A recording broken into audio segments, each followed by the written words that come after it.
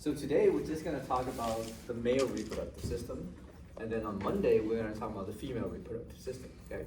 So for the first, at least little bit in the first half of this particular lecture, we're just gonna do an overview of the overall reproductive system as far as the early development of both male and female counterparts, right?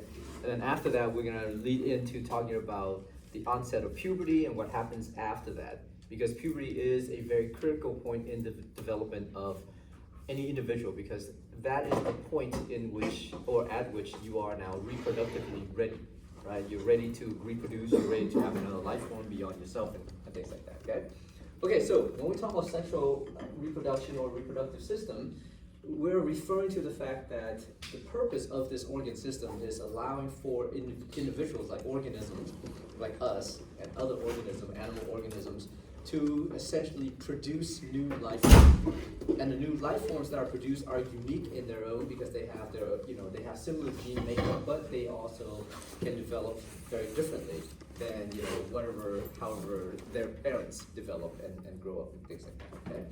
But overall, when you are trying to make a new life form, this is due to the fusion of what we call the oocyte or the ova and the sperm. So the oocyte comes from the mom and the sperm is delivered by the dad. And these two particular, what we call gametes or reproductive cells, they fuse together in a process we call fertilization, okay? Once they fertilize, then that particular entity becomes what we call a zygote. The zygotes divide massively and rapidly to form eventually an embryo, and an embryo will develop into a fetus, which then develops into and will be delivered as a baby, right? A new life form, right? The zygotes gets 23 chromosomes from the mom and 23 from the dad, right? That's the reason why in meiosis, when you have division of these sex cells, of these gametes, the cell that results from it only contains half of the genetic information than the original parental cells. So that when you deliver your gametes to fuse with your partner's gametes, then your partner has 23 chromosomes, you have 23 chromosomes, which then mixes together to form an entity that has 46 chromosomes, right? So that's the reason why. All right, now, when the fusion occurs, that new individual will have 23 pairs of chromosomes we call homologous chromosomes. So chromosome 1, chromosome 2, all the way to chromosome 22, and then what we have is what we call the sex chromosome. So a copy from mom, a copy from dad kind of thing, okay? So of those 23 pairs of chromosomes, 22 pairs are referred to as the autosomal chromosomes, whereas there's one pair that is known as the sex chromosome. So the sex chromosome is either an X chromosome or a Y chromosome, okay?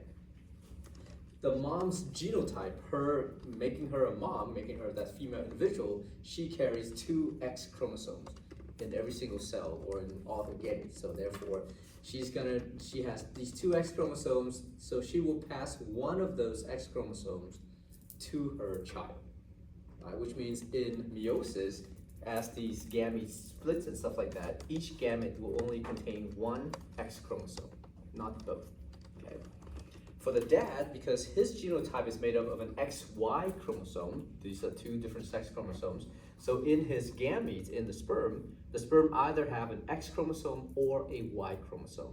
So it depends on which sperm fuse with that particular oocyte from the mom. The result can be 2 X chromosomes, so one coming from mom, one coming from dad, or an X chromosome from mom and a Y chromosome from dad. Okay, so if an X and X chromosome fuse together, it will form a zygote or an entity that will eventually develop into a female individual. Whereas if you have an X and a Y chromosome fusing together, then that particular zygote, as it divides and develops, will eventually develop into a male individual. Okay. Now, the difference between the two is vast, because the X gene or the X chromosome has over 1,000 genes associated with that chromosome, while the Y gene or the Y chromosome only has about 80 genes, okay? However, on the Y chromosome, there is a gene that is very essential for the development of the primary sexual organ of male individuals, and those are your testes, okay? So therefore, on the Y chromosome, there is a gene that will allow for that particular individual to express a type of, I suppose, hormone or a type of enzyme or protein, whatever, to initiate the development of testes. Okay? So here's the comparison between the X chromosome up here and the Y chromosome down here. Okay? So the X chromosome looks like a normal chromosome. The Y chromosome looks like a little fuzzball that you find in the back of your pocket or something. Significant differences. All right, we don't have to worry about that. So as development goes, so let's say once the egg and the sperm fuse together to become fertilized or fertilize each other and becomes a zygote, and the zygote starts to divide into multiple cells and rapidly grow and stuff like that. So at about 25, so anywhere between 25 to 50 days of development after fertilization, right? So usually within the first 6 weeks or so, both male and female individuals, so both XX and XY individuals at that point, will have two systems of ducts, these tubular systems. And both entity, both type of organism will have the same type of ducts. So we have a set of these ducts we call the Wolffian ducts. The Wolffian ducts, if you stimulate that, it will eventually differentiate or develop into male reproductive tracts. Whereas the other set of ducts called the Mullerian ducts, if you stimulate those, it will develop into female reproductive tracts. So very early on in the first 6 weeks of development, both the male or the XY and the XX individual have the same set of ducts, which at this point, their sex is indeterminate, right? So first 6 weeks, you can't tell if it's a boy or a girl yet, because all of the gonadal structure, external genitalia, has not developed. So therefore, they're completely identical in terms of the physical features of what they will eventually become. All right. Now, toward the end of week 6, there's a gene on the Y chromosome called the SRY gene. And the SRY genes become expressed toward the end of the 6th week, or week number 6, right? And then once the SRY gene is expressed, it starts to make a protein or some kind of signal, and that signal is called testes determining factors. Okay? The testes determining factor is going to stimulate the gonadal cell, which at that point is undifferentiated. So the testes determining factor stimulates the gonadal cells to differentiate or develop into what we call the testes, which are the male primary gonads. Okay. In the XX embryo, so in the future female individual, right? Since there's no Y chromosome, there are no SRY genes. If there's no SRY genes, then testes determining factor will not become expressed. So therefore, those gonadal cells stays undifferentiated for a long time. Okay. Since there's no TDF, no differentiation occurs. So in the female individuals, the ovaries, they actually will not start to develop until the end of the first trimester or even the beginning of the second trimester of pregnancy. Okay, so usually after 3 months or something, then they start to develop, stuff like that. Because 6 weeks is about a month and a half into the pregnancy, that's when the male individual starts to develop first, or the male sexual organ starts to develop. Okay. All right. So now to continue with this particular development, the timeline of it. So once TDF is expressed, testes are now formed, right? So the gonadal cell starts to form into these early testes for the male individuals. Now once the testes form, it starts to differentiate into two different structures. One of these structures is referred to as the seminiferous tubules. So this is basically a system of convoluted tubular system located within the testes themselves. So the seminiferous tubules develop, and as this particular tubules develop, inside there's two types of cells that also starts to develop. One is called the germinal cells, which remains dormant for a long period of time, and the other one is called the Sertoli cells, right, which are essentially known as the nurse cells. So the Sertoli cells will help to enhance the development of the germinal cells, but not yet, not this early. So just early on, there's a couple of cells that basically gets developed inside the seminiferous tubules. One is called the germinal cells, and the other ones are called the Sertoli cells. So these cells start to develop at about week 7 of that pregnancy, okay, after that fertilization process, okay?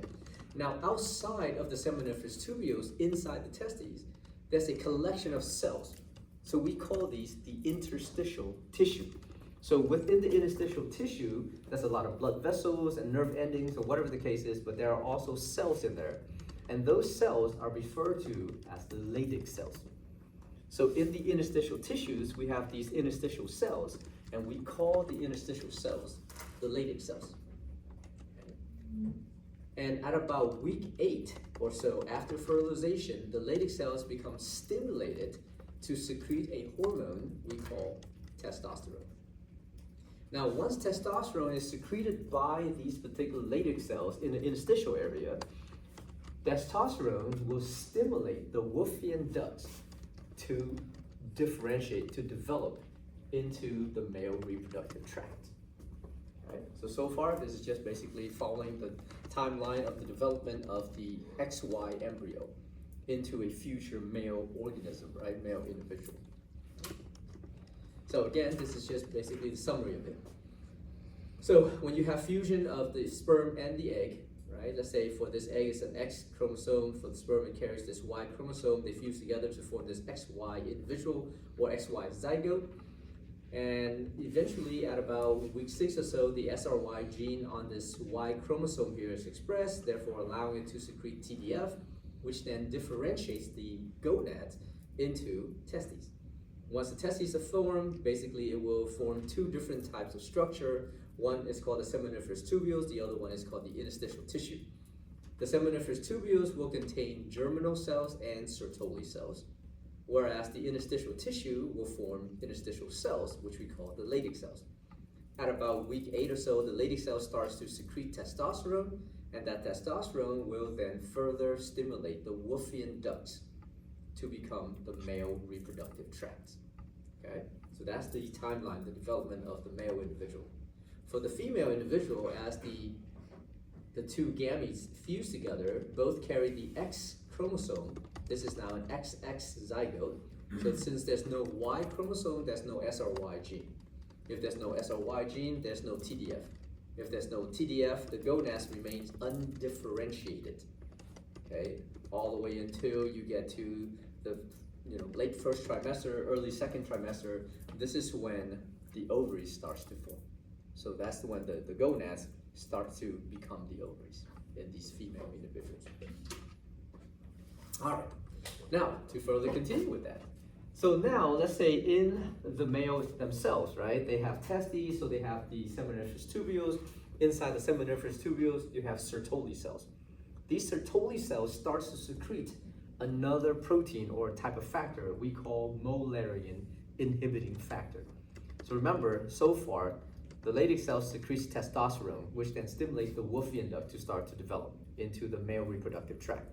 And then about a week later, around week 8 or 9, the Sertoli cell starts to secrete a Mullerian inhibiting factor, which essentially inhibits the development of the Mullerian ducts. Because remember, in both male and female individuals very early on, they have both of those ductile systems. Okay? So as the Mullerian inhibiting factor is secreted, it stimulates the Mullerian duct to regress, and all of those tissue dies. Okay? So eventually, there's no more Mullerian ducts, so therefore the only thing that is now developing is the Wolffian ducts, which develop into what we call the male reproductive tract. Testosterone for the Leydig cells stimulates the development of the Wolffian duct, which then becomes these structures called the epididymis, the ductus deferens, the ejaculatory ducts, and your seminal vesicles.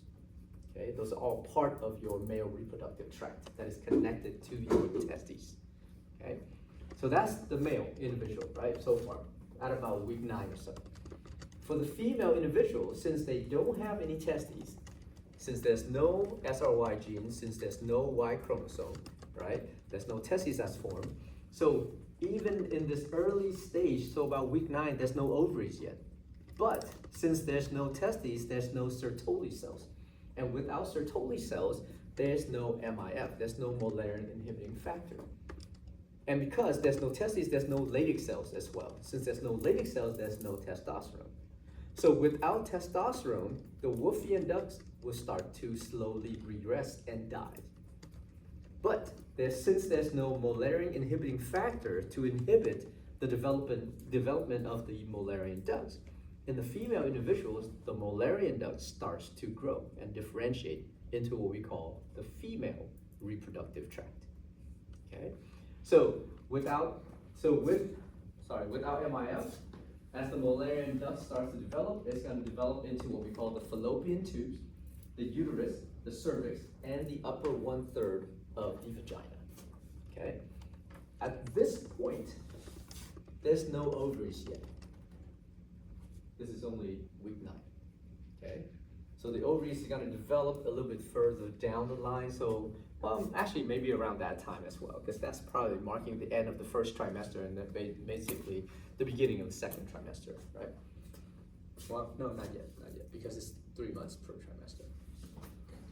So maybe not yet, a little too early for that. Any questions? Okay. So just make a chart and kind of flow down the line and stuff like that. Maybe here's a chart that can help you a little bit. Okay, again, so very early on, the gonads are undifferentiated, right? In the male individual, because it's XY. Oh, I can't draw this. The Y chromosome has an SRY gene, so therefore TDF is expressed. Once TDF is expressed, these undifferentiated gonads becomes the testes. In the female individual, since there's no SRY gene, there's no TDF, so the undifferentiated gonad stays undifferentiated until about the end of the first trimester, then it develops into ovaries. Okay. Once you form the testes differentiate into the seminiferous tubules and the interstitial tissue. The seminiferous tubules contain germinal cells and Leydig cells, whereas the interstitial tissue contains germinal cells and Sertoli cells, whereas the interstitial tissue contains your Leydig cells. The Leydig cells will then secrete testosterone, and the Sertoli cells will secrete what we call Mullerian inhibiting factor. The Mullerian inhibiting factor will inhibit the production or progression of your Mullerian ducts. So it causes the Mullerian duct to die, right? And then the testosterone secreted by your Leydig cell will stimulate your Wolffian duct to develop into the male reproductive tract, okay? For the female individual, since there's no testes, eventually, since there's no testes, there's no Sertoli cells and there's no Leydig cells. If there's no Sertoli cells, there's no MIF. If there's no Leydig cells, there's no testosterone. So without testosterone, the Wolffian duct will regress and die. But without MIF, the Mullerian duct will now start to develop. And it develops into what we call the fallopian tube, the cervix, the uterus, the cervix, and the upper 1/3 of the vagina. Then eventually the ovary starts to form after that. Okay? So far so good. Yeah, up to that point. Okay, good. All right. So now again, for the first 6 to whatever weeks, right, that gonad in both male and females are totally undifferentiated. They look the same. They're completely identical until the SRY gene becomes expressed. Now, for the male individuals, because testosterone is one of the main hormones that is being secreted out by the Leydig cells, this is still very early on, right, as you're developing. So therefore, testosterone is the main hormone in the male individual that will help to enhance the development of these masculine type of physical features that makes the male individual. So therefore, testosterone will then stimulate the development of what we call external genitalia.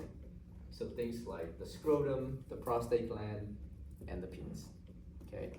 So at this point, remember the scrotum is just an extra pouch on the outside, but in development, the testes in these particular embryo are still inside the pelvic cavity. They do not descend into the scrotum until much later on after birth. Okay, so at this point, they form the scrotum, but there's nothing in the scrotum yet. It's just sort of like an empty pouch, so to speak. And the prostate gland is start to develop, which is part of your reproductive accessory glands, and of course, you start to develop the penis. So at that point, this is when you can start to detect the sex of the baby. Okay, once that particular penis starts to develop. Now, for the female individual, because there's no testosterone, since there's no Leydig cells, then the external genitalia will just start to form into these particular structure. It starts to fold and start to cavitate and stuff like that. So therefore, what is supposed to be the scrotum forms into the labia, both the labia majora and the labia minora, okay, of the female external genitalia. And then, instead of the penis forming basically that tissue kind of split and it cavitates or it vaginates, it bends inward and it forms the distal portion of the vagina. So that distal portion of the vagina meets up with the upper third of the vagina to form the overall vaginal canal. Makes sense? In the female reproductive system. And then what would be the head or the glands of the penis will become the clitoris in the female individual. Okay, so this is basically the development of that. So about 6 weeks or so, everything looks undifferentiated. Once testosterone is released, then all of this external genitalia starts to form. So here's your scrotum down here. So basically here's the shaft of the penis. It kind of closes right in the middle, right? And then up here, that's the bulbous portion of the penis called the glans of the penis. So therefore, everything starts to form into this male external genitalia. For the female individual, since there is no testosterone, essentially the skin, the fold that basically formed the scrotum is going to fold to form your labia majora. The shaft of the penis here that fused together actually will split or remain split in the female individual and therefore contributes to the labia minora. And of course, that particular cavity starts to form and elongate inward to meet with the upper third of the vagina to form the complete vaginal canal, right? This particular portion, which develops into the glans or the head of the penis, will shrink and become the clitoris, which is essentially covered by skin. Same thing as the foreskin on the head of the penis. Okay, so everything is it's pretty similar, but certain things happen that allow for differentiation and development of that external genitalia, and it all depends on the presence versus absence of testosterone. That's it. All right, so here's a nice little table showing different timeline in the development of the male versus female individuals at certain time. Okay. Any questions about it? Pretty straight. Well, maybe not as straightforward, but hopefully it's clear enough. Just kind of make a timeline, just kind of draw, and then do the same thing with the little slides and stuff like that. With that, I showed you guys with all the arrows, pointing to this, that. If you have this kind of signal, then it becomes this. If you don't have it, it becomes that, kind of thing. Right? This is how you differentiate the development of both males and females down to the external genitalia. Okay, we're not going to talk about these particular conditions because, to be honest, I've never seen a patient with this kind of condition, right? Unless you work in those particular type of clinic, right? But I've never seen one with this type, so we're not going to go into it. It's very rare as far as we're concerned. Well, actually, it's not as rare as we think it is, but clinically, you probably never come across one. All right. Okay, so eventually, at some point, once all the external genitalia starts to form in the male and female individual, and especially in the male, testosterone stops being secreted by the Leydig cells. Okay, and it stays that way until that child is born, and it slowly starts to be secreted out as the child continues to grow, but it isn't secreted out in very high amount until that male child reaches the age of puberty. Okay, for the female individual, there's really no massive hormone that can stimulate her development. She just develops because there's other hormones that's being secreted too. But none of the sex hormones are the primary hormones that kind of help these individuals develop in the very early ages of their development. Not until they reach the age of puberty. So puberty in boys is anywhere between 11 to 12 years of age, and puberty in girls is anywhere between 10 to 11 years of age, right? So girls will reach puberty slightly faster than boys. Now, what puberty dictates is basically this massive growth in the body structure. So physically, the individual starts to grow taller, grow a little bigger.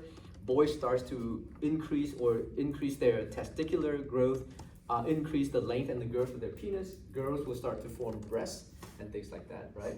Then everything else, like the skeletal structure, starts to grow. The boys will form more muscle mass and things like that. So this is all part of what we call puberty. Okay, and of course, other hormones are involved where it stimulates the growth of hair, in the pubic region, in the axillary region, you know, underneath the armpits and stuff like that, right? So there, and of course for boys, because the larynx also becomes a little larger, so therefore the voice becomes a little deeper as well. Okay. All right, now to initiate this overall onset of puberty, this is all hormonal regulation, okay? And the first hormone that basically is secreted out to kind of kickstart all of this is a hormone that is basically produced in your adipose tissue, okay? The adipose tissue contains triglyceride for the most part, right? But it is also under hormonal regulation. And this hormone called leptin is actually produced by those adipose tissue. Leptin is a hormone that helps to regulate appetite. Basically, we all have leptin because when we finish like a nice meal and we're full and we feel satiated, right? And we don't want to eat anymore, this is because leptin is secreted. If we don't have leptin, we will continue to eat and eat and eat and eat. Okay, there are individuals that do not have adequate amount of leptin and they are morbidly obese, to the point where it's a psychological issue where the people have to lock the refrigerator and put away all the food, otherwise they will get into every single nook and cranny of the house to look for food so they can continue to consume, because they don't have any kind of limit of satisfaction. They don't feel satisfied when they eat, so they just continue to consume food over and over again. So leptin is actually important. And I did this experiment once when I was in Georgia. We had mice that had some kind of abnormal leptin gene. So therefore they don't produce adequate leptin, and they are obese, man. They are fat mice. I mean, the rats, sorry, not mice. They're fat rats. I mean, when you pick them up, they're bigger than a hamster. And they just kind of flay it out. They don't really do much, right? With rats and those kind of animals, they groom themselves all the time, so they clean themselves all the time. These guys are just too big to even groom themselves, so they're super dirty and they smell really bad, but they're kind of cute because they're just like, I don't know, just a ball of fat, basically. All right, anyway, so that was that. Okay, so what is leptin doing? So you guys remember that particular list that we kind of talked about, right? In the hypothalamus,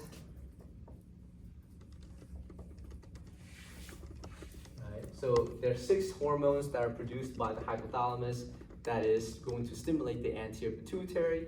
2 of those, well, one of those hormones is called gonadotropin, releasing hormone, right? The one that we didn't talk about. So this is GnRH. Okay, the anterior pituitary is going to respond to this.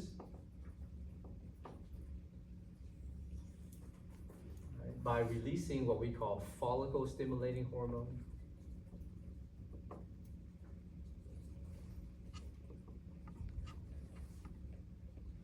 Which is FSH. And luteinizing hormone.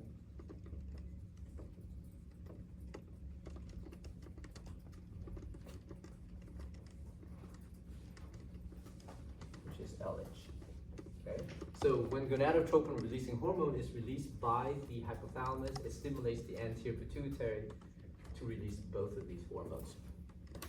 Okay. But during puberty, the hormone that stimulates the hypothalamus is coming from your adipose tissue.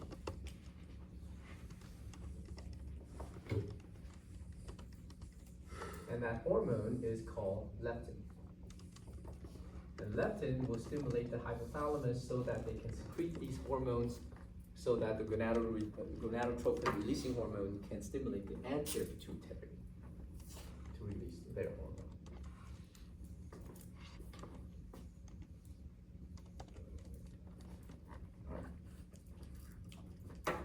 Now, with follicle stimulating hormone and luteinizing hormone, they both act on the male and female individual. That means both male and females have the ability to secrete follicle stimulating hormone and luteinizing hormone.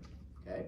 So in the male individuals, the follicle stimulating hormone and luteinizing hormone will stimulate different type of cells, but essentially it acts at the testes so that the testes eventually will secrete testosterone. For the female individual, both of these hormones will stimulate different parts of the ovaries, and one of the main hormones secreted by the ovaries will be estrogen. okay? And that's basically what sets up or initiate the onset of puberty. So this is just basically what's happening in puberty. The first sign of puberty in girls is what we call breast development. The first sign of puberty in boys is what we call testicular enlargement. Okay? And then everything else just kind of falls in line and stuff like that. Now, if we have girls that show signs of puberty before they're 10 years of age, because I've seen girls in the practice that has exhibit signs of puberty as early as 8 years old. They start to develop breast bud at 8 years old. So we call that precocious puberty. Okay?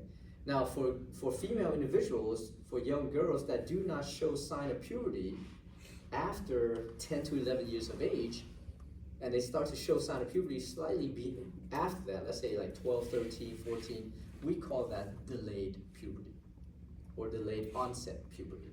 However, for female individuals that doesn't show sign of puberty by the time they reach 16 years of age, you need to take them to the OBGYN for evaluation. Because it's no longer a hormonal delay, it has to be something else. It could be a genetic issue or whatever it is that's causing this absence of puberty. For boys, it doesn't really matter. Right? For boys, they'll just either develop at that time or they'll develop slightly after that, but they will eventually develop or go through puberty by the time they're 16 years of age. Okay? There's less of that incidence in boys of that massive delay in puberty compared to female individuals. Okay? Now, another thing to think about is because leptin is the hormone that starts all of this. In female girls, in young girls that are skinnier and more athletic, they tend to have delayed puberty. Okay? So therefore, if you have little girls, don't starve them. Just let them eat whatever. Right? Of course, don't let them overeat. Then they'll just be like, little cute little like round girls and stuff like that. So it's okay. Let them run around, let them play, whatever it is. Don't curb their appetite. Don't tell them, oh yeah, you gotta be this certain weight or whatever it is. Just let them eat, let them play, let them develop naturally, right? Most girls nowadays, they are a little more athletic and they're a little more active and stuff like that. So they may have slightly delayed puberty, but that's not a big deal unless they reach 16 years old and they haven't shown sign of puberty yet. Then take them to the OBGYN for evaluation. All right, growth spurts of both boys and girls, right? Males and females and stuff like that. Because obviously this is where you gain the most height during the ages of puberty. Right? For males, during puberty, this is where you will secrete the highest amount of testosterone throughout your whole lifetime. After that, the testosterone level remains slightly high until you reach about the age of 25, and then it starts to take a nosedive very rapidly.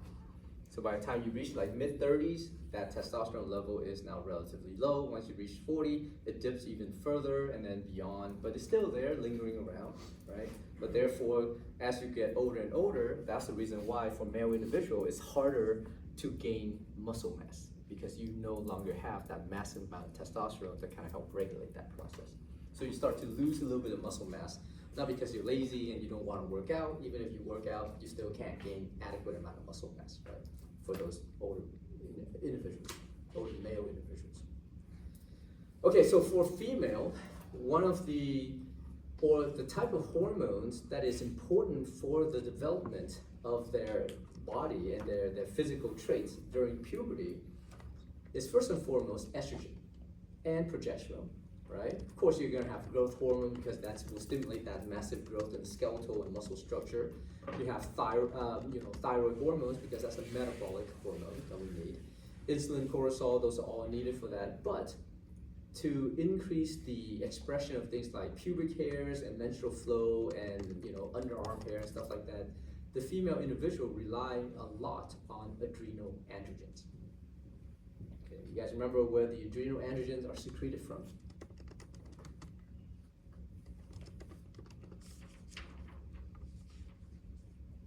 Talk about this on Monday. The zona reticularis of what gland?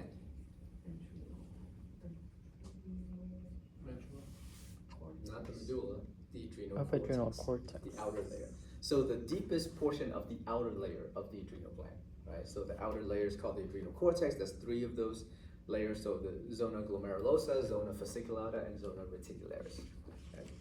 So that's adrenal androgens. For male, they do not rely on adrenal androgens because most, if not all, of their physical development during puberty relies on testosterone. Okay? So that's like the magic hormone for male individuals. The magic hormone for female individual is essentially estrogen. That's a very nice protective hormone for a lot of different things. All right. Now, the hormones that are secreted from your anterior pituitary is referred to as the gonadotropic hormone. Okay, so you have gonadotropin releasing hormone from the hypothalamus, which stimulates these 2 hormones from the anterior pituitary. So follicle stimulating hormone and luteinizing hormone is actually referred to as gonadotropic hormone. Because what that means is these 2 hormones will stimulate the development of the gonads and maintain the structures of the gonads.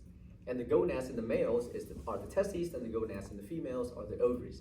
So both of these hormones will constantly stimulate the testes and the ovaries in both male and female individuals to continue their production of hormones.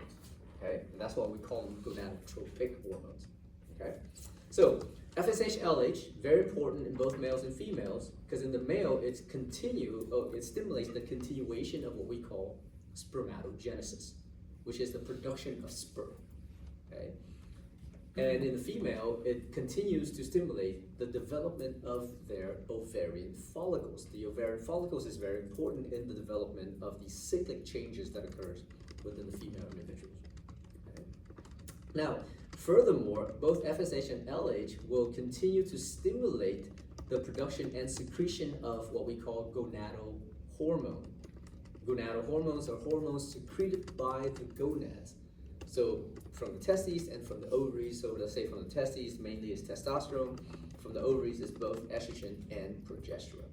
Those are the 2 or the 3 main types of hormones coming from the gonads. And thirdly, both FSH and LH is going to help to maintain the structures of these gonads in both the males and female individuals. So let's say for some reason the anterior pituitary shuts down the production and secretion of these 2 hormones, then what would happen in the males is that you will have testicular atrophy. Right? Your testes will actually shrink and die because there's nothing to stimulate it to continue to grow, to develop, or to stay developed.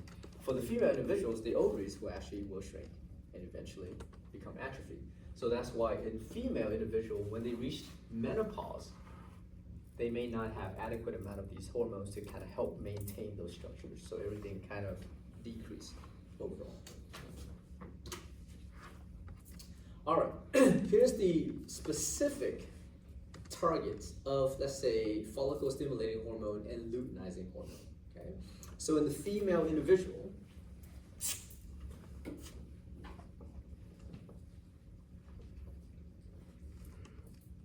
in the females, you have the ovaries. But the ovaries also have multiple structures, and one of those structures inside the ovaries are known as the granulosa cell. And we'll talk about all of this later on Monday, right, in more details. And the other structures inside the ovaries are called the corpus luteum.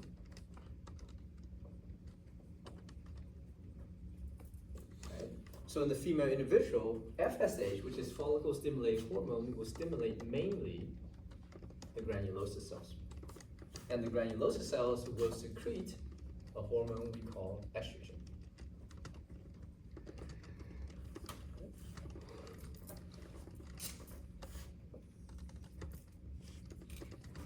And luteinizing hormone secreted by the anterior pituitary will stimulate the corpus luteum. And once the LH stimulates the corpus luteum, it will secrete estrogen and progesterone. Okay, so 2 very important hormones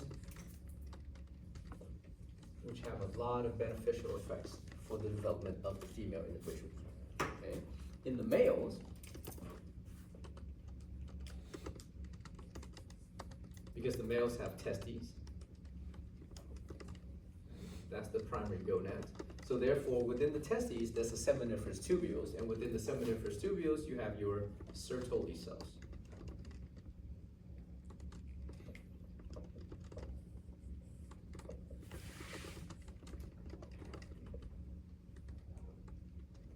Okay. And then outside of the seminiferous tubules, you have your Leydig cells.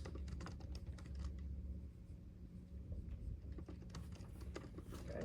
So therefore, FSH is going to stimulate your Sertoli cells in the male's testes. Sertoli cell, in response to that, will secrete a type of protein we call androgen binding protein.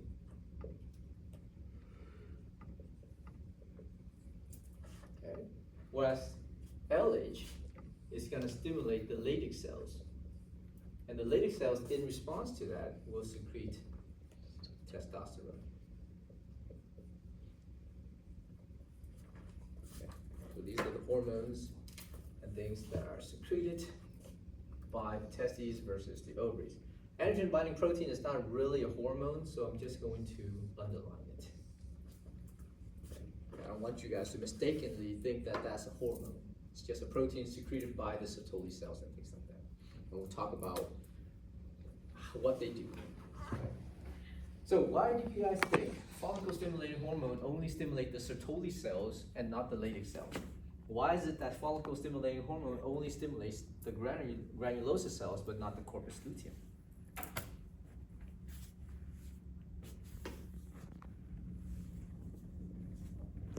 What make them have different targets?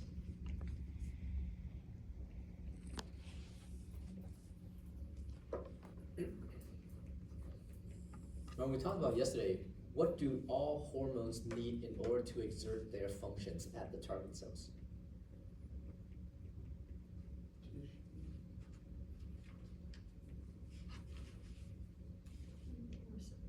They have to bind to their specific receptors. So because of that, the Sertoli cells will express receptors only for follicle-stimulating hormone and not for luteinizing hormone. And that's the only reason why luteinizing hormone cannot act on the Sertoli cells, because there's no receptors inside the Sertoli cells that will accommodate luteinizing hormone. For the Leydig cells, there are only receptors for luteinizing hormone and not for follicle-stimulating hormone. So therefore, follicle-stimulating hormone cannot stimulate the Leydig cells. It can only stimulate the Sertoli cells. Does that make sense? Okay. Now keep in mind that testosterone, estrogen, progesterone, these are all steroid hormones as well. So wherever they work, they will work inside of those cells. Okay. They can move into the cytoplasm, bind to the ligand binding domain of that nuclear hormone receptors, and then stimulate all of that activities and stuff like that. For follicle-stimulating hormone and luteinizing hormones, they are not steroid hormones. So they are polar hormones. So they have to act on the surface of these guys, right? Binding to those particular integral proteins that act as receptors for those hormones. Okay. Now, there's got to be inhibition, right? Because we have to then be able to regulate all of this pathway. So from leptin stimulating the hypothalamus, releasing gonadotropin releasing hormone that stimulates the anterior pituitary to release those hormones to stimulate different parts of the ovaries and the testes. So let's say there has to be some kind of negative feedback that allows all of this to kind of slow down or shut down these particular production.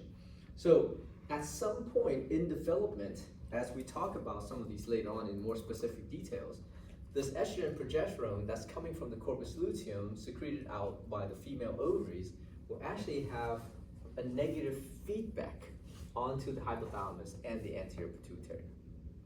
Okay. In the male individuals, there's less negative feedback going on because it's a constant process. You're constantly secreting out these hormones because you do want to have a certain amount of testosterone all the time to help maintain some of those structures all the time. Okay. So therefore, in the females, the negative feedback is a lot more important because in the female individuals, they go through what we call cyclic changes once they reach the age of puberty. So every 28 days it changes and resets, and it does it again. So every single 28 days the female individual goes through these cycles. Okay? Males don't have that. The male individual is a constant thing. So basically during puberty you have high level of testosterone, and then gradually you just decrease it throughout your lifetime. But the testosterone level is continually secreted by the testes. Okay. All right. There's also another hormone we call inhibin.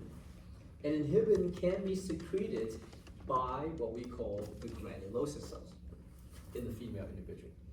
So in addition to secreting estrogen, it can also secrete a hormone we call inhibin.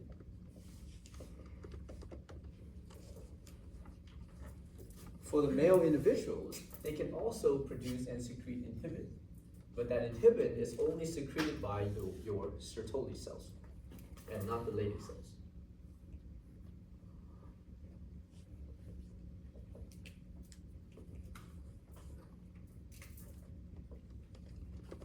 Because the activity of inhibin is to only inhibit the source that produces and secretes follicle stimulating hormone.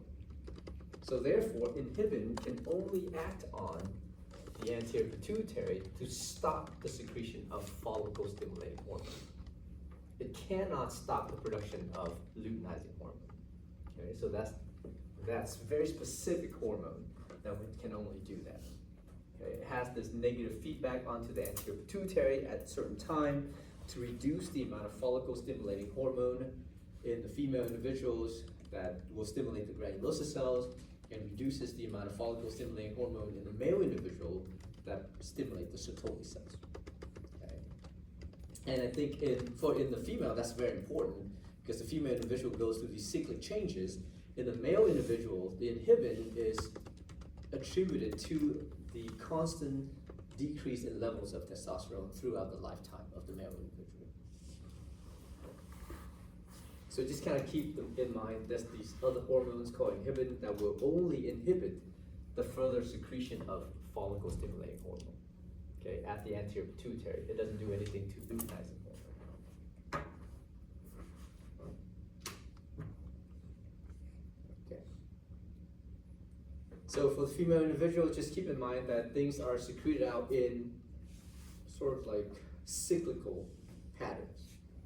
For the male individual, is almost a constant secretion all the time. It's less cyclical in that sense.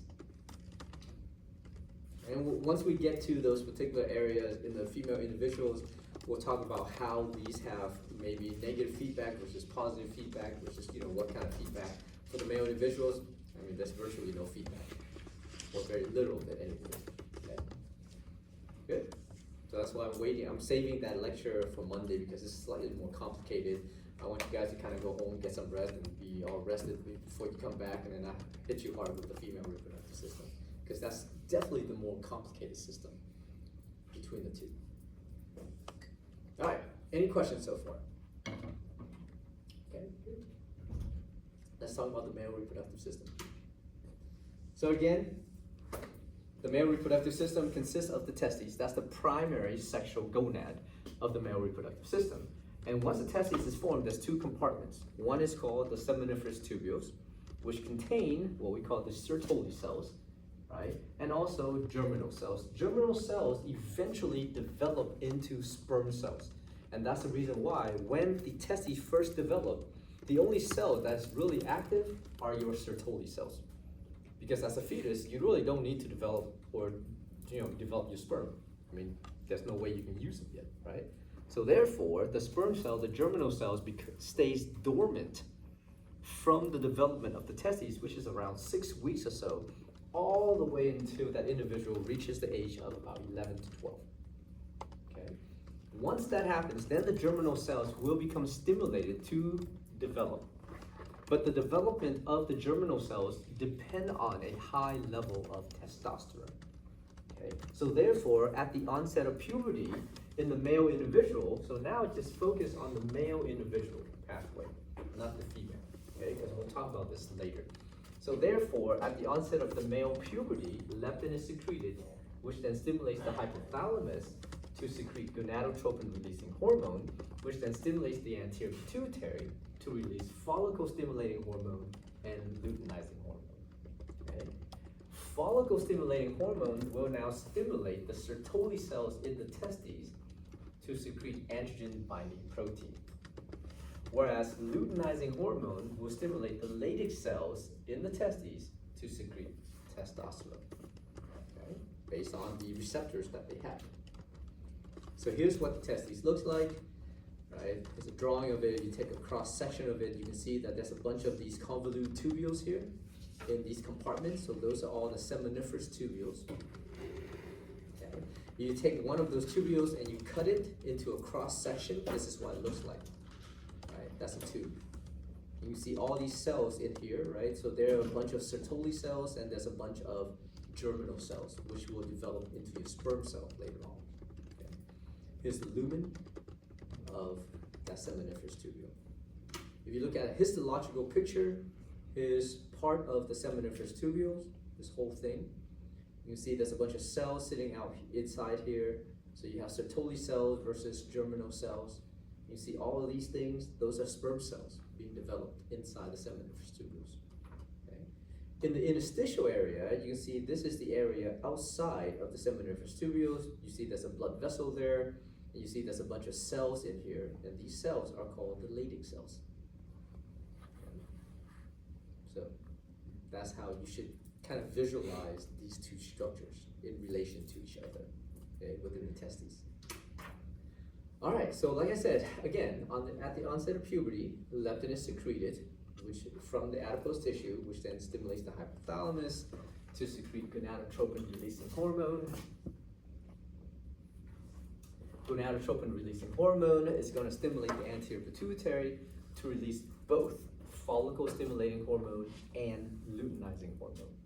Okay.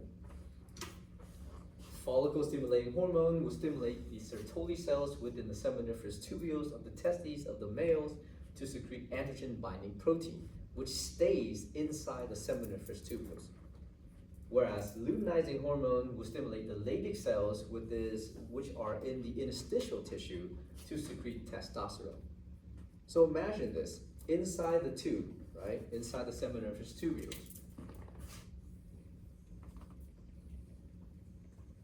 Okay, let's say you have a bunch of Sertoli cells. These Sertoli cells will secrete androgen-binding protein. Okay. And you have a bunch of germinal cells here, so you also have germinal cells.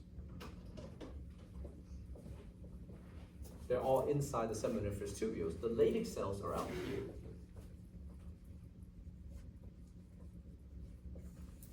Okay. So FSH stimulates the Sertoli cells to secrete ABP, which is androgen-binding protein. LH is going to stimulate the Leydig cells to secrete testosterone. Okay. This testosterone is a steroid hormone, so it can move wherever it wants to move based on its concentration gradient. Make sense? So therefore, most of the testosterone produced by the Leydig cell out here in the interstitial area actually will diffuse into the seminiferous tubules. But if you continue to allow testosterone to diffuse in here, you're going to increase the concentration of testosterone, and being a steroid hormone, it's going to move across the membrane based on the concentration gradient. So if you have too much testosterone in here, it starts to diffuse back out. Make sense? So therefore, to keep the testosterone high, but not affecting their concentration gradient, keep them high inside the seminiferous tubules, androgen binding protein binds to testosterone. So the testosterone here is picked up by androgen binding protein.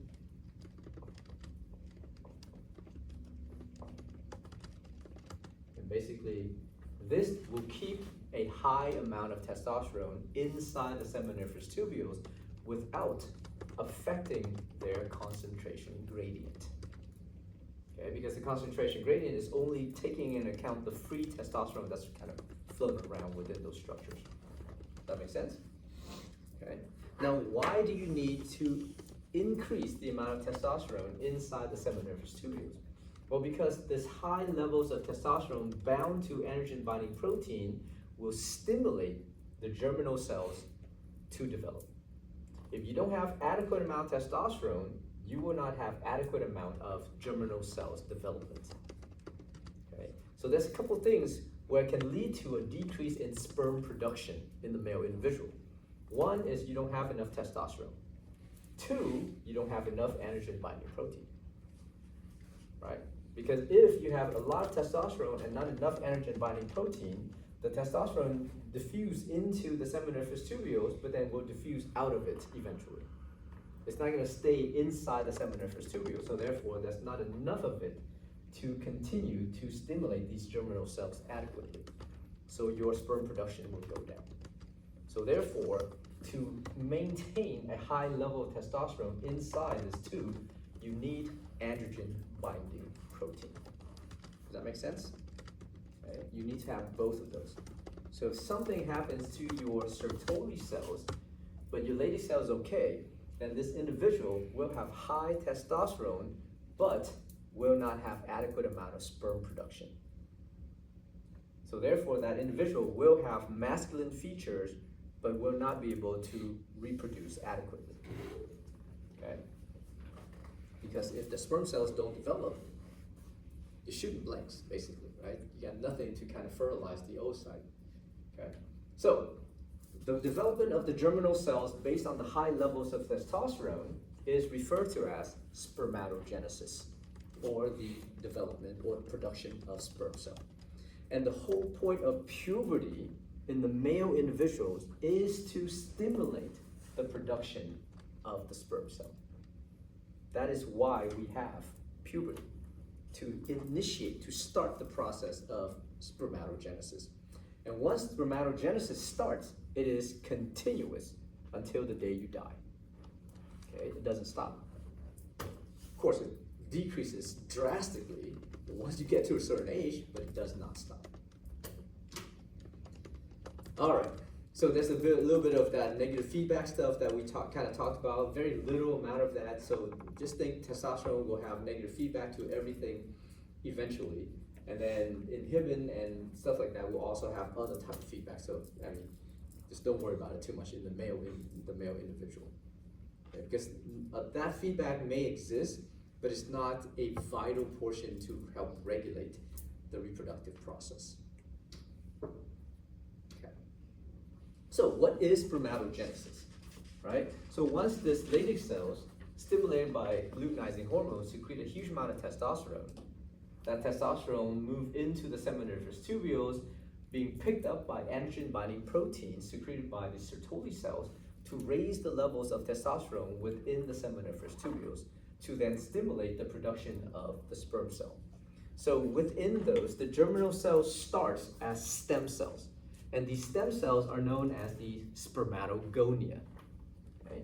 Once stimulated, the spermatogonia is going to go through mitosis first, which then allows it to split into two daughter cells with the same amount of genetic information.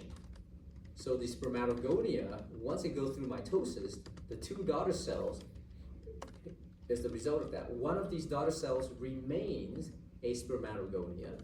The other daughter cell becomes what we call a primary spermatocyte, which is a diploid cell. Okay? It has all 46 chromosomes at that point. The primary spermatocyte will now go through the first round of meiosis, which then allows it to split into two daughter cells we call the secondary spermatocytes. Each of these daughter cells is now a haploid cell, because it will only have half of the amount of chromosomes that exist. Okay. Each of these secondary spermatocytes will go through a second round of meiosis, which results in 4 daughter cells. And we call these the spermatids. Okay, again, each spermatid is genetically diverse compared to the other one. And it will only contain half of the amount of total chromosomes that exist. Okay? Now, the last step of this spermatogenesis is that the spermatids will be converted into this unique morphological type of cells called the sperm cell. So therefore, the spermatid gets converted into what we call a spermatozoa. And this last step, that conversion step, is referred to as spermiogenesis.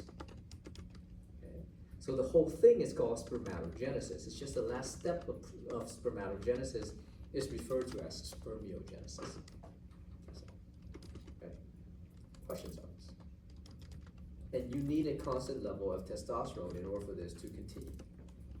Right? So that's the reason why during puberty, this is when the male individual produces the highest amount of sperm cell or spermatozoa in his lifetime. Now, what is spermiogenesis? I'm just going to tell you guys about this. You guys don't really need to know this, but this is how you convert a spermatid, which is this guy, into this very unique looking cell called a spermatozoa. Okay? So here's the spermatid, and within the spermatid, you have this accumulation of enzymes. These enzymes are packaged inside this granule we call the acrosomal granule, right? And the acrosomal granule will start to grow. So therefore, more enzymes is delivered into that granule, and it starts to get bigger, and it starts to envelop, surround the nucleus of this sperm cell. Okay. The mitochondria starts to replicate and move toward this end of the sperm cell.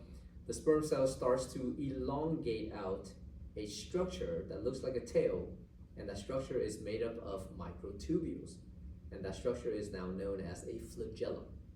So this particular early spermatid starts to form this flagellum, and it continues to elongate that flagellum out. Okay? All the mitochondria that has been replicated starts to congregate around this area next to the beginning of where that flagellum is. The nucleus continues to be enveloped by the acrosome, so now it forms what we call the acrosomal cap. All of these cytoplasm is an excess cytoplasm that will be removed by your Sertoli cells. So your Sertoli cell basically just starts to eat away the cytoplasm. Okay? So therefore, eventually, all the membrane starts to envelop the acrosome or the acrosomal cap and the nucleus, and this portion right here called the midpiece, and also surrounds that flagellum. Eventually, as all the excess cytoplasm is taken away by your Sertoli cells, this cell will now conform into this nice structure we call the spermatozoa. Okay, so here's the nucleus containing all the genetic information, surrounded by this acrosome, and inside are active acrosomal enzymes, right? This portion right here is called the midpiece, which houses a huge amount of mitochondria. Why do you guys think the sperm cell needs so much mitochondria?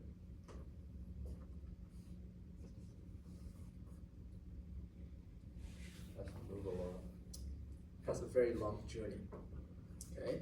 And that long journey requires a huge amount of energy, and therefore it needs a lot of mitochondria, okay?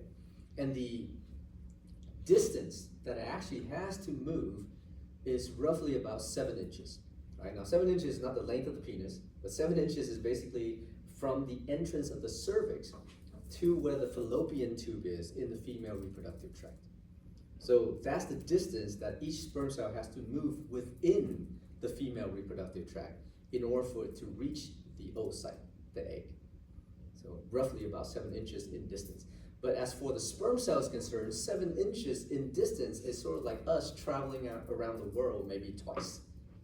That's a long distance for these sperm cells to basically navigate. Well, maybe I'm exaggerating a little bit, maybe like halfway around the world, something like that.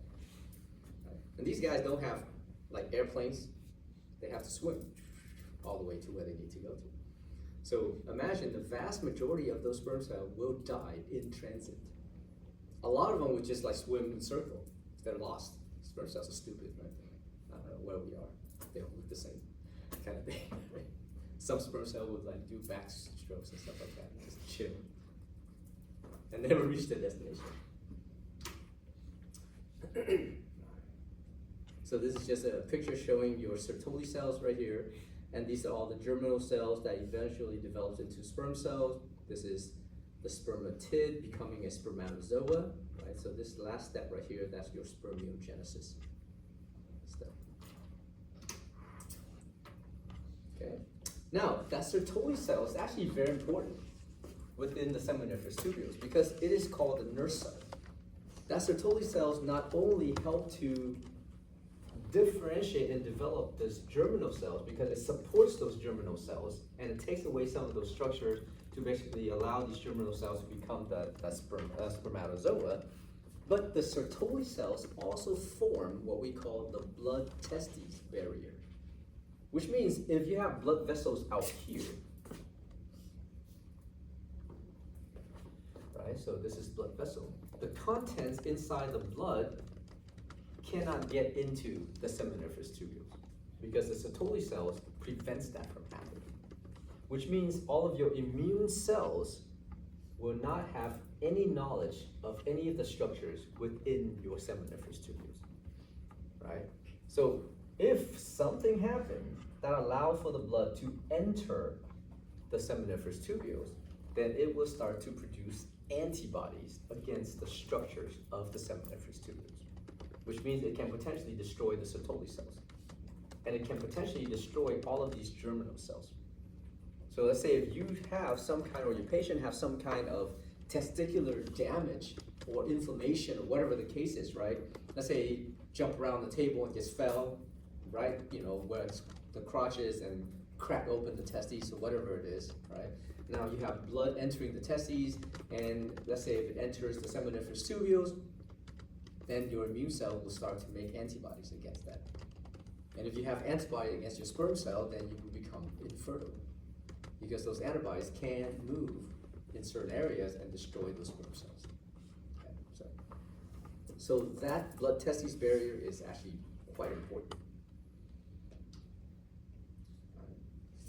Okay. Any questions so far? Okay, so all of this development here, where testosterone basically binds to antigen binding protein to stimulate the germinal cells to develop, we call that spermatogenesis. And spermatogenesis is very important, right? Now, once you made adequate amount of spermatozoa within the seminiferous tubules, all the spermatozoa has to move out of the testes. And as they move out of the testes, they will move into what we call the epididymis. Oh, where is that? Oh, anyway, so maybe I don't have it in here. But the epididymis is this structure found outside of the testes. And the structure of the epididymis is where the sperm starts to develop, to mature. So in the epididymis, it receives certain factors that kind of stimulate it to use their flagellum to move in a certain direction, right? So then they learn the ability to swim in a straight line, let's just say. In the epididymis, this is also the site where the sperm, the acrosome on the sperm becomes active. But immediately, something happens where it deactivates, so it places some kind of capping or inhibition onto those acrosomal enzymes. Because you don't want those enzymes to work outside of the female reproductive tract, right? Because the purpose of those enzymes is to break down the walls of the oocyte so that it can penetrate and allow for the genetic information of the sperm to fuse with the genetic information of the egg. So therefore, the acrosomal enzyme shouldn't work anywhere instead of the female reproductive tract. Okay. Now, let's just say that the sperm are stored in your epididymis. But if you want to allow the sperm to leave the epididymis, because you want to basically deliver that sperm to the female receptacle, then you have to have a series of smooth muscle contraction along the tubes, which then propel the sperm out of the epididymis into a tube we call the vas deferens, or the ductus deferens. Okay? And I'll show you guys all these pictures later on, stuff like that. So as the sperm is now propelled along the vas deferens, it's gonna reach an area we call the ejaculatory duct. Now inside this ejaculatory duct, it meets up with the first set of glandular tissue. And that set of glandular tissue is called the seminal vesicles. Okay? So there are 3 glandular tissue that will secrete their substances so it can mix together with the sperm to enhance the viability of the sperm, enhance and prolong the life of the sperm, keep the sperm healthy, and allow the sperm to basically reach its destination. So the first set of glandular tissue is called the seminal vesicles. Seminal vesicles are located in the back of the urinary bladder, on the bottom of the urinary bladder, so toward the posterior inferior side of the urinary bladder. And it will secrete their product to mix with all the sperm cell while the sperm is in this particular duct called the ejaculatory duct. Okay? So the secretion is called the seminal fluid. And seminal fluid is described as a thick, viscous, yellow, alkaline fluid. So it's a thick fluid, so it's highly viscous, right? So let's say if you get your hand on it and you palpate it, it's very slippery and lubricating. It's yellowish in coloration and it's highly alkaline. So it has a alkaline pH, okay? A little bit above 7. Now, within the seminal fluid, it contains a huge amount of fructose, which is the main carbon source utilized by the sperm cell to make energy, to make ATP, and a lot of vitamin, which then helps to nourish those sperm cells so that it can, go on its journey, okay, to do what it needs to do. So, once the seminal fluid is secreted by the seminal vesicles to mix with the sperm cell, this now becomes semen. Okay? And that semen will enter the first portion of the urethra. And this portion of the urethra is found inside the prostate gland, which is the next set of glandular tissue. The prostate gland in the male individual is located underneath the urinary bladder. So therefore, as the semen is now delivered into the prostatic urethra, which pierces through the prostate gland also secrete their fluid. And the fluid coming from the prostate gland is known as the prostatic fluid. Okay? And the prostatic fluid is described as a milky white alkaline fluid. So again, alkaline, so high pH, right? It's milky white in coloration. And it contains a high amount of citric acid, calcium, and enzymes. Now, all of these contents within the prostatic fluid is going to prolong the life of the sperm cell. And the alkalinity of that prostatic fluid is also there to help neutralize the acidity of the vaginal environment. Because living within the vagina are a bunch of bacteria. And those bacteria actually will basically take glucose, break it down, but then also convert that into a lot of lactic acid. So therefore, the environment of the vagina is highly acidic.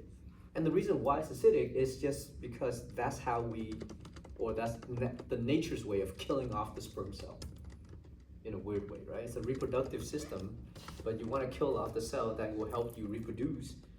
So therefore, you have to fight for it. So that's why generating or creating a life takes a lot of work in that sense. You got to fight against nature. You got to fight against all this stuff to get where you need to go to. And those poor sperm cells have to kind of swim that long distance to reach to wherever they need to reach to. Okay? So the prostatic fluid, milky white alkaline fluid, the alkalinity is going to help to neutralize some of the acidity of the vaginal canal.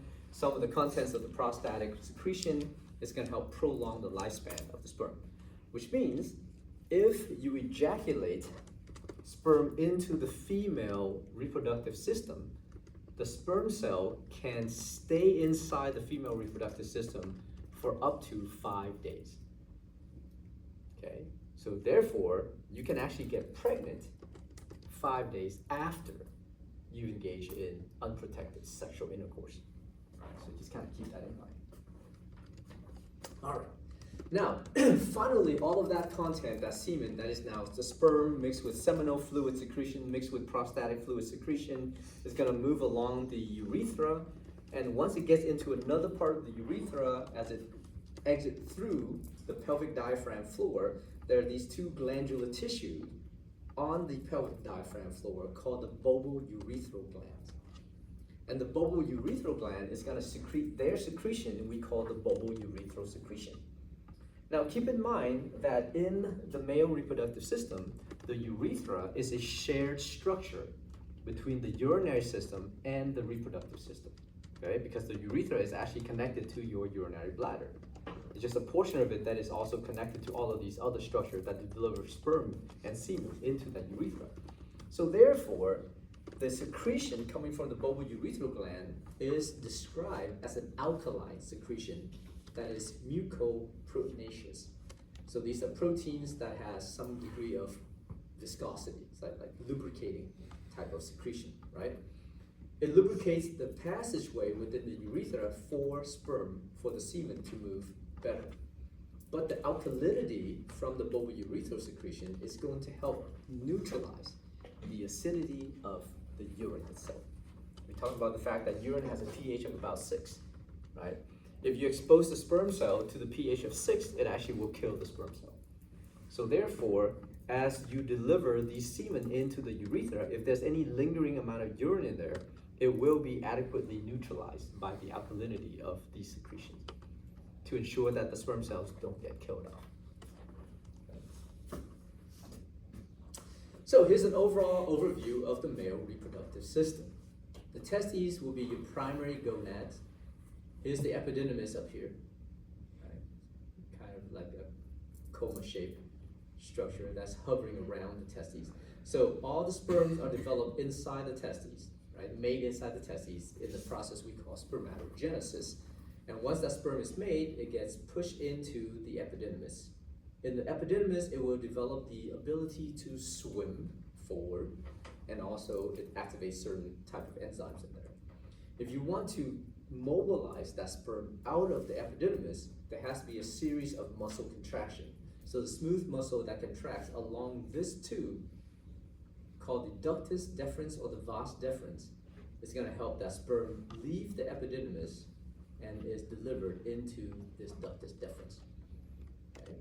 Now, the sperm is going to move from the scrotum back into the body. And the reason why the testes reside in the scrotum is so the testes can live outside of the body. And the temperature inside the scrotum is always about 3 degrees lower than body temperature. And we're talking about 3 degrees Celsius, not Fahrenheit. Okay? So 3 degrees lower than what body temperature would be. This ensures sperm viability. Okay? So therefore, you don't want the testes to be too hot, the environment in there to be too hot, otherwise it actually will kill off a lot of the sperm cells. All right, so anyhow, you can see that the sperm then moves inside this ductus deferens all the way toward the back of the urinary bladder. That's the urinary bladder up here. Okay. And delivered into this area called the ejaculatory duct right here. Once they're inside the ejaculatory duct, the seminal vesicles, which are these glands here, secrete their secretion, which is described as a viscous alkaline yellowish fluid, right? That has a lot of fructose and vitamins and stuff like that, which will nourish that sperm and allow them to basically, prolong their life as well, live a long, a lot of energy and stuff like that. And then that semen now is delivered into this first portion of the urethra called the prostatic urethra. Because here, below the urinary bladder is your prostate gland, this structure right here. Okay. So the prostate gland also secrete their secretions called prostatic secretion, which is a milky alkaline fluid that contains a lot of enzymes, citric acid, and stuff like that, right, to prolong the life of the sperm and also to eventually neutralize the acidity of the vaginal environment. Okay. All of that semen now continues down this urethra, and once it gets into this urethra here, you see in the pelvic diaphragm floor, there are these sets of glands. And this is called the bulbourethral gland. The bulbourethral gland will secrete their secretions into this urethra, which is a alkaline mucoprotein secretion, which will lubricate the passageway of the sperm and also neutralize the acidity of the urine. Okay. So all of that package, that semen, will continue into this urethra called the spongy urethra, eventually ejaculated out of the penis into the female receptacle, right, for hopefully successful reproduction. Okay? Questions?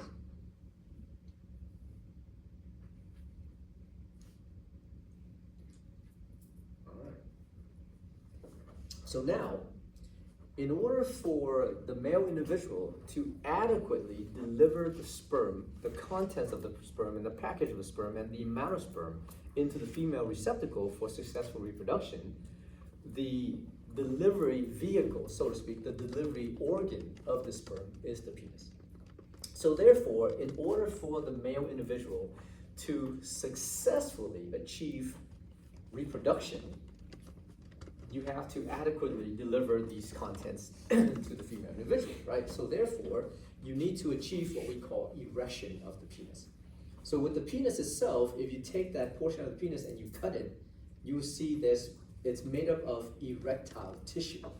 Erectile tissue is just a bunch of spongy tissue with a lot of smooth muscle and stuff like that, right? So here's the penis. If you take a cross section of it, it looks like this. So on top, there are two masses of erectile tissue, and we call this the corpora cavernosa, right? Within the center of the corpora cavernosa are these two arterial vessels called the deep artery of the penis. And then anteriorly, you have this mass of erectile tissue here called the corpus spongiosum, which houses the urethra. So the urethra pierces through that spongy tissue or that erectile tissue. Okay. Now, when you need to achieve erection, parasympathetic activity is going to stimulate the vasodilation of the deep arteries of the penis, which increases blood flow into these erectile tissue.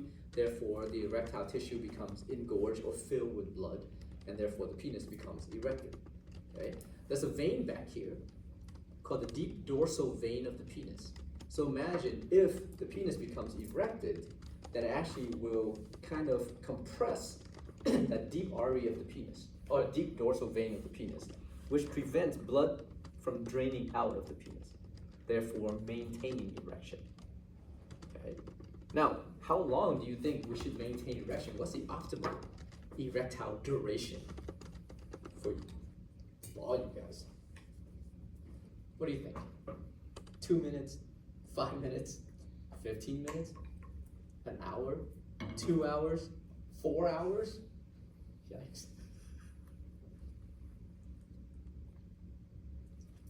For the purpose of reproduction, 20 minutes is good enough to remain erected, okay?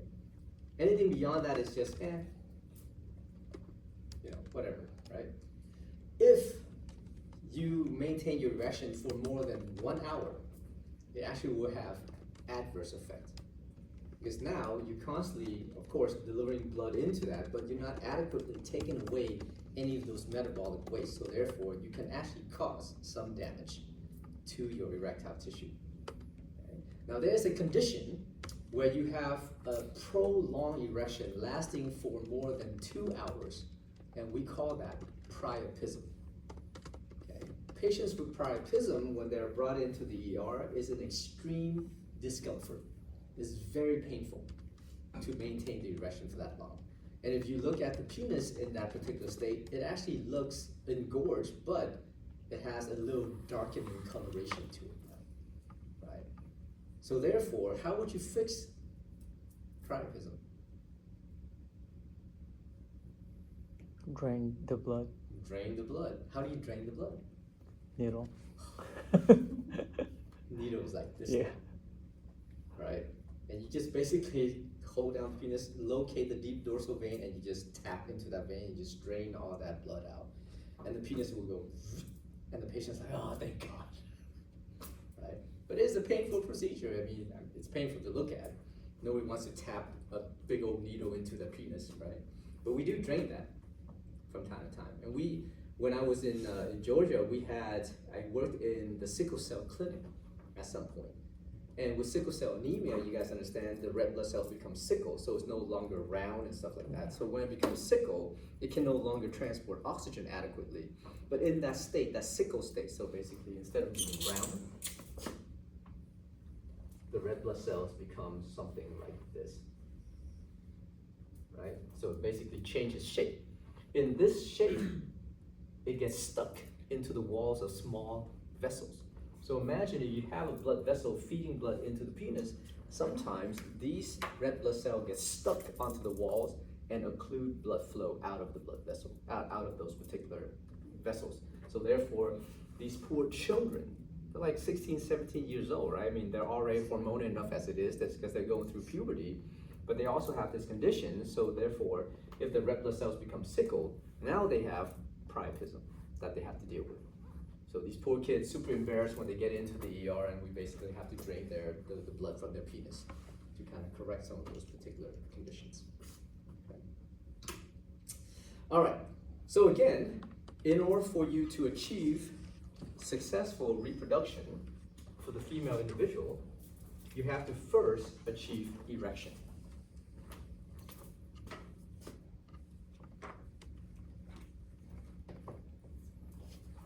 Because a floppy penis is not going to deliver sperm anywhere that it needs to go, okay? Now, the second thing that you need to do is achieve ejaculation. Because now you have, ejaculation is a forceful expulsion of sperm into the female receptacle. So the second event that has to occur for successful reproduction to ensure that is what we call ejaculation. Okay. Now, both erection and ejaculation is actually stimulated or regulated by the autonomic activities. Because in order for you to achieve erection, you need to vasodilate your blood vessels. So that is controlled by your parasympathetic activities. Okay.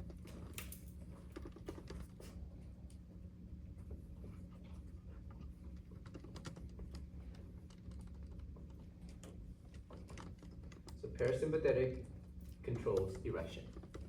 Okay. Now, for ejaculation, this is stimulated by your sympathetic activities that stimulates smooth muscle contraction. Okay? And therefore, ejaculation is regulated by the sympathetic activities.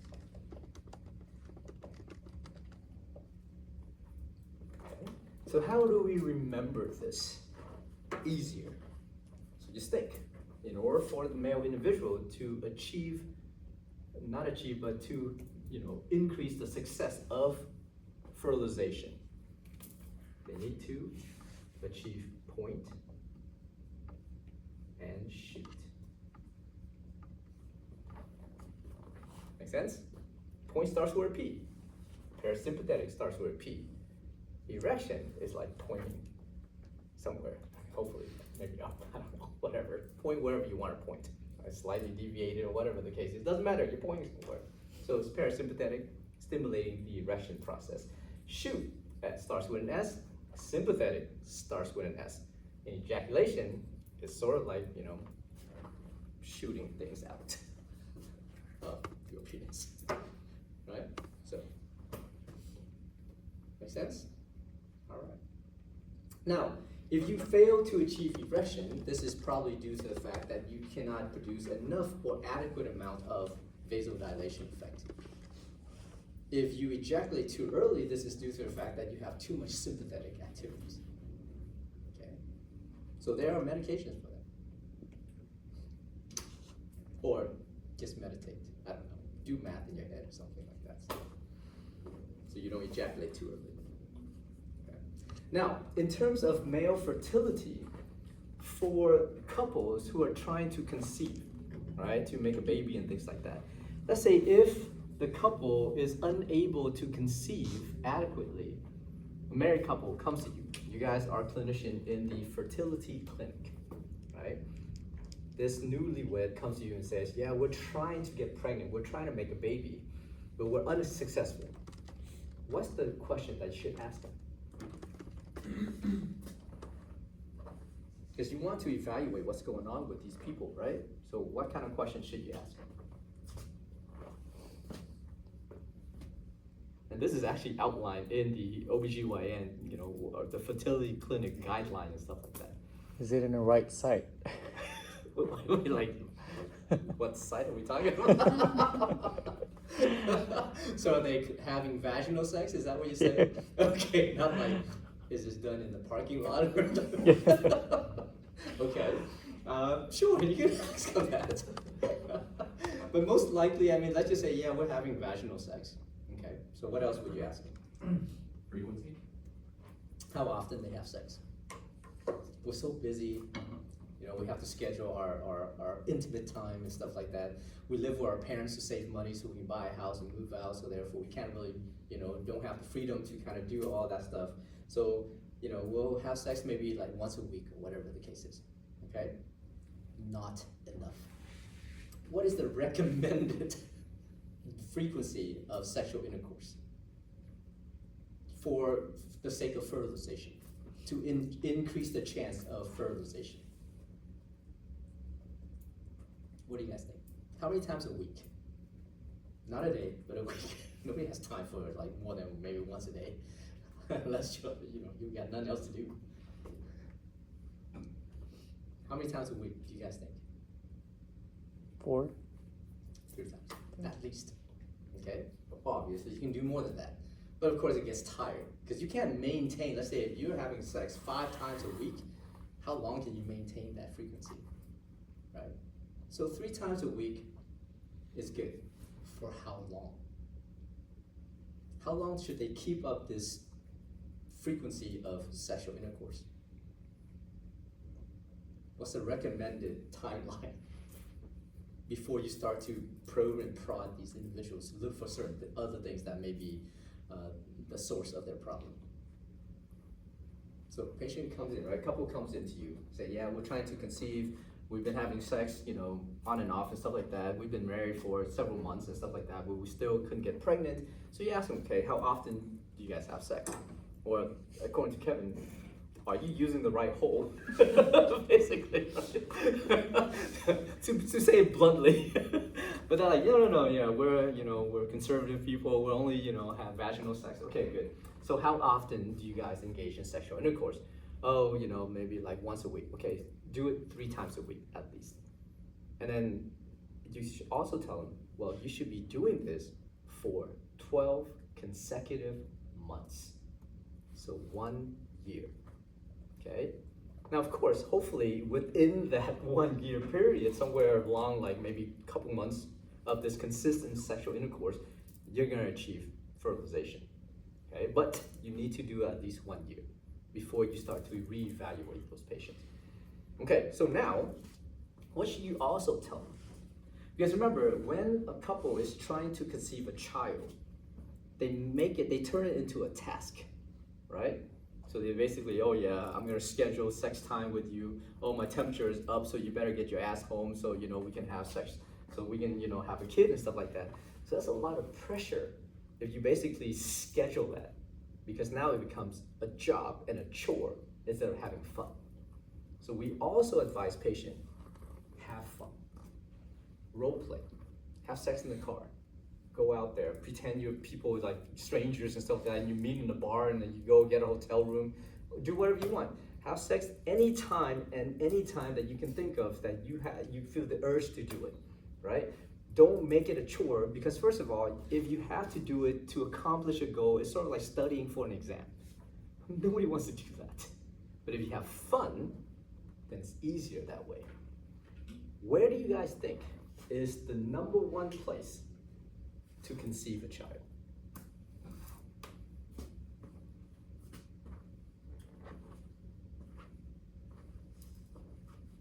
And I tell you, it's not the bedroom.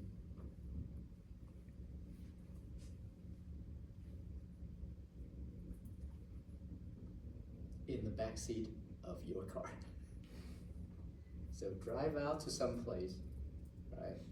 And then just hop in the back seat and just go nuts. Literally. Okay, so that's your advice to the patient, right? Have fun with it. Don't regulate yourself to thinking it's a chore and you need to achieve this by a certain time frame, because once your mindset relaxes and you can actually have fun, this opens up a lot more hormones, blood flow, and therefore it's just overall elation of engaging in that kind of behavior, right? And of course, if you think about it, when you're like, trying to do all of this weird, like, it's legal, well, don't do it around school ground, please. Like, then it becomes illegal. But let's say if you're having sex in the back of your car and you get caught by the police, you're like, we're married, we're just trying to spice up our life and stuff like that. You say, okay, fine, that's, just don't let anybody see you or whatever the case is, right? It's fine, they'll let you go. But try to spice it up so that your mindset becomes less sort of like labored focus and more fun focus. Okay?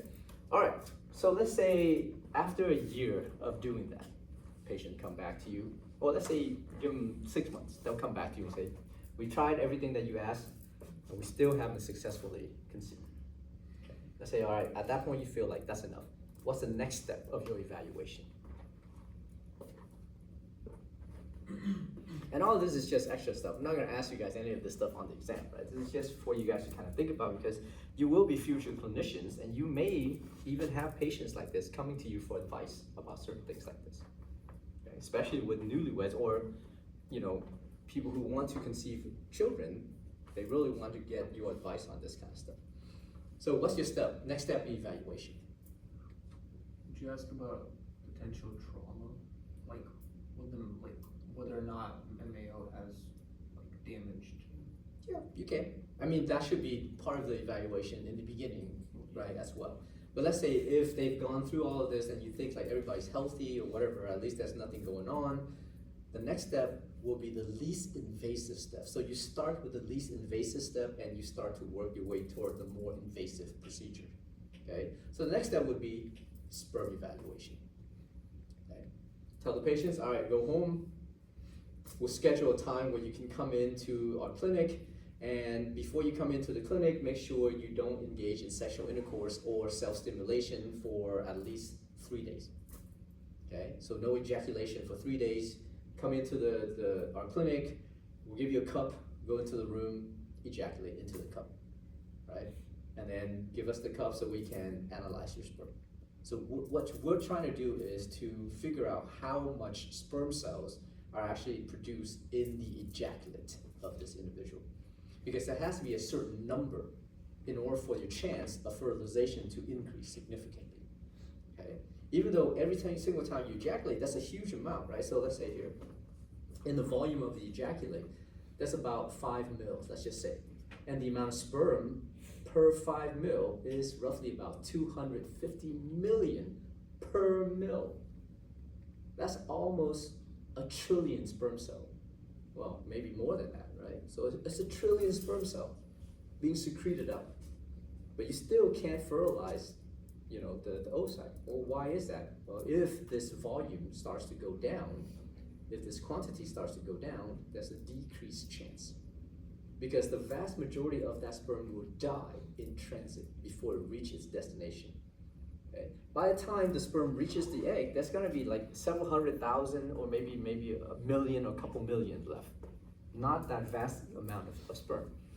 But if you guys ever feel down about anything in life at all, just know that we have all won the greatest race of our life. There's no other instance, there's no other opportunity that you will have in your lifetime that you will win a race against 1 trillion participants ever again. Okay, that's the only race that we've won that is significant enough for us. Okay, so whoever you are, that sperm cell made its way to fertilize that egg. Okay, so congratulate yourself on winning that race. Anyhow, so if you do the sperm fertility, the sperm count, now let's say the sperm count is normal, which means there's really nothing wrong with the male individuals, right? What's the next step in your evaluation? The menstrual cycle of the So you start to evaluate the female individual, okay? So maybe you can check her blood for hormonal disparity, right? Make sure that all the hormone levels are fine and stuff like that. You can also start to check for any kind of anatomical damages, right? You can do an ultrasound, maybe she has some kind of STDs, or she has some kind of procedure in the past that now has a lot of scar tissue. So a lot of times we've seen female individual that has these kind of sexually transmitted disease like gonorrhea and chlamydia in the past. Those particular type of diseases may cause scarring of your fallopian tube. If the fallopian tube scars enough, the oocyte cannot fit through that and it stays on the other side.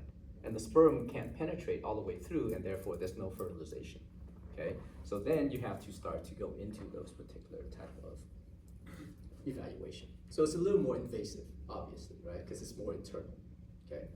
So let's say if that happens and everything is fine, all the hormones are fine, what are you gonna do?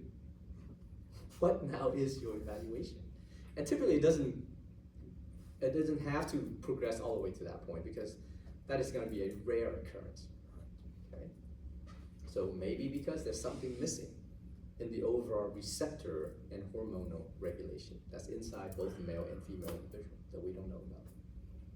Okay, so now you can do a genetic screen just to make sure that everything is kosher, so to speak. And of course, that all depends on the insurance that the patient has too. Because that genetic screen is very expensive. Do they wait until 12 months to test that? I think you can do it, depends on the clinician.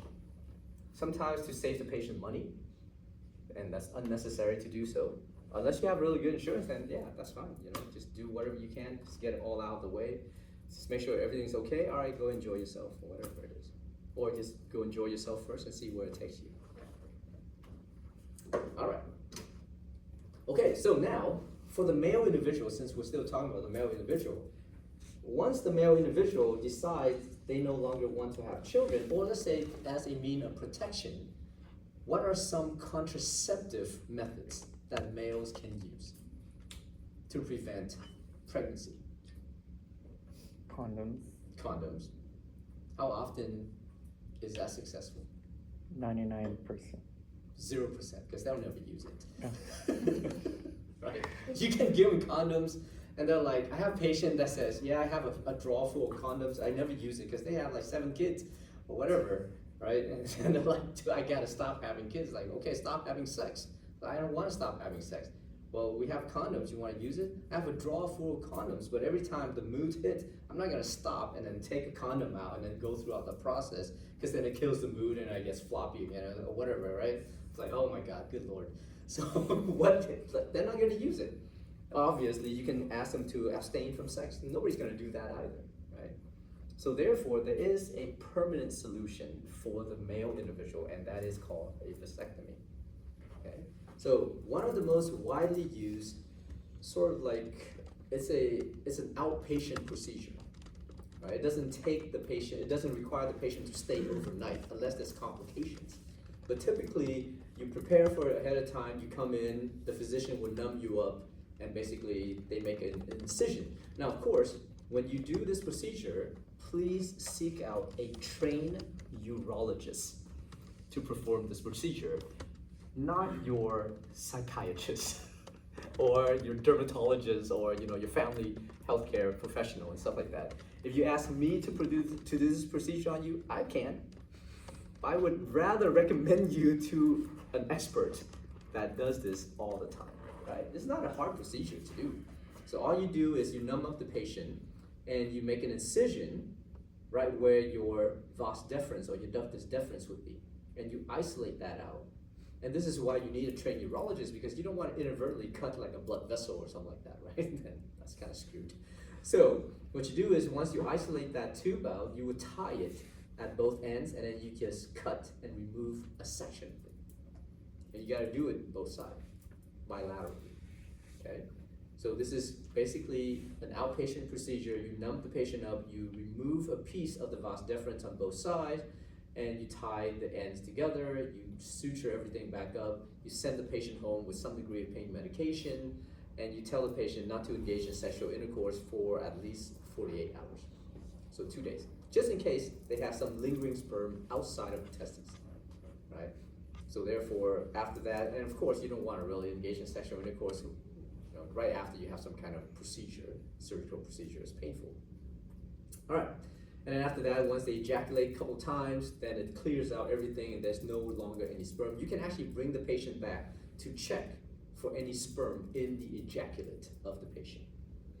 At that point, there should not be any sperm, but you can still ejaculate out things like the seminal fluid, the prostatic fluid, and all that good stuff, right? So that's fine. Those things are there. There's no reason for this patient to lose any form of testosterone because the testes are still there. You're not removing the testes. You're just basically preventing sperm from leaving the testes to move into the rest of that reproductive tract, okay? So you're preventing you're preventing this ejaculation of the sperm, but you still allow for ejaculation of the patient so they can still enjoy sex. All right, so this procedure, which is a weird range, I don't know why, it costs like $300. I don't know where the hell you would get this for $300, which I recommend that you don't get this procedure done for only $300, right? Probably done outside of, in the back of a van or something. So it ranges, now this obviously probably changed a lot because when I made this slide, it was several years ago. So the cost can range from $300 to about $3,000 for both sides. Okay, overall cost of that procedure, which is basically, most of the time I'm not sure if your insurance will pay for this, unless you have evidence that it is something that's medically recommended. Otherwise, you have to pay for this out of pocket.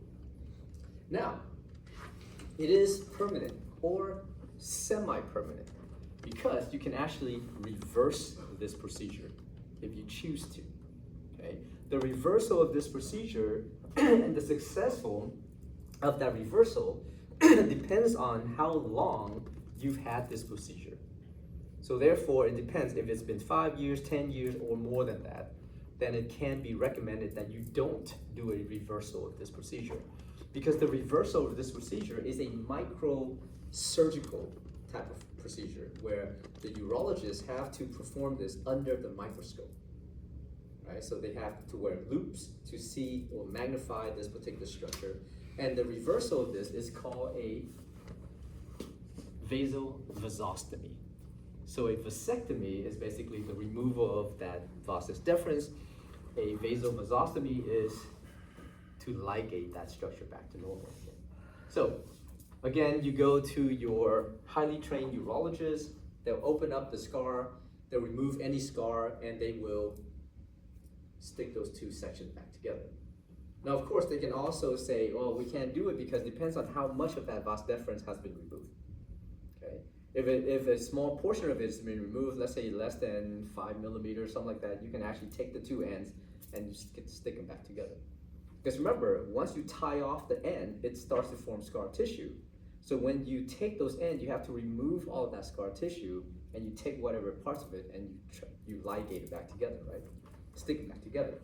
Once you stick it back together and suture all of that, then you have to wait until the patient recovers and then ask the patient to produce an ejaculate so that you can detect the sperm cell. Okay? Now, once you do this procedure, it depends on what it is, you can actually start to produce, in the vasectomy procedure, you can actually produce antibodies against your sperm cell. So therefore, these individuals may already have a massive decrease in sperm based on that immune reaction to it. But hopefully not, right? So we're saying that could be one of the complications as well. All right, so after you reestablish the connection of the passageway, you have to detect sperm in the ejaculates. Otherwise, what the heck is the point? Okay. The procedure costs anywhere between $5,000 to $15,000 per side. That's a total of up to $30,000 for a complete reversal procedure. And it's not guaranteed to be successful either, because it depends on how long you've had the vasectomy, right? So these percentages here are a little optimistic. It's actually much less than that. So let's say if the reversal procedure was done within 10 years of your vasectomy, then the chance of achieving successful fertilization is about 55%.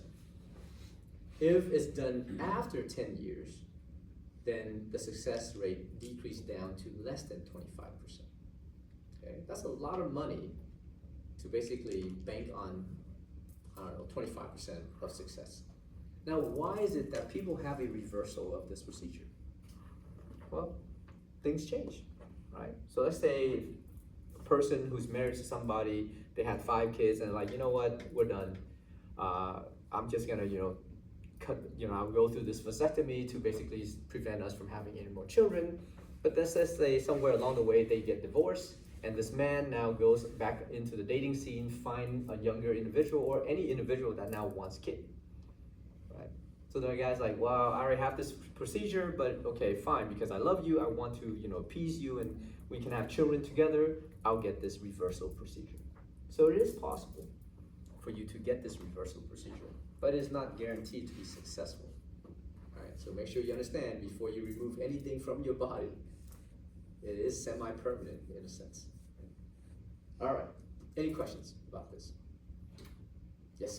So when they have vasectomy, Mhm. so when they ejaculate, they still stimulate the spermatozoa to, we You have to still go make here. sperm, yeah, Yeah, but but- eventually the sperms will die inside the testes. And then where does it go? It just dies. Okay. It dies and it just basically gets absorbed back and stuff like that. It gets recycled and you just continue to make new sperm. Oh. That's all. But there's no area for the sperm to leave the To leave, testes. okay. So basically, it's just inside the epididymis, inside the testes and stuff like that. Yeah, that's all. Right. And there's always a certain amount of sperm that is made. So it's never like continually filled with sperm because as soon as you reach a certain threshold, some of those sperm starts to die if it lingers too long inside the epididymis. Cool. Right. That's just a way to control the amount of sperm that is basically stored inside your epididymis. That's all. Okay. Okay, good. Let's go to lab.